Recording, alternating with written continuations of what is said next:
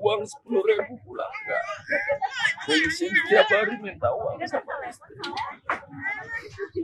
Buat makan, utang dulu. Buat bayar nggak bisa, kadang-kadang domelin orang.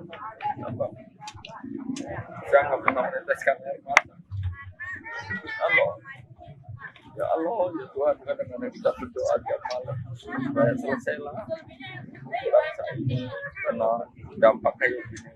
Kadang-kadang Viral di media sosial video curahan hati sopir angkot di Depok saat penerapan PPKM.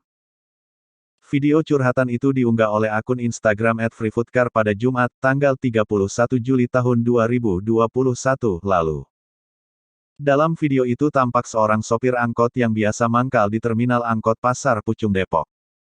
Sopir angkot yang mengenakan penutup kepala warna hijau itu menyampaikan keluh kesahnya. Pria itu mengatakan jika dirinya tidak punya uang sama sekali.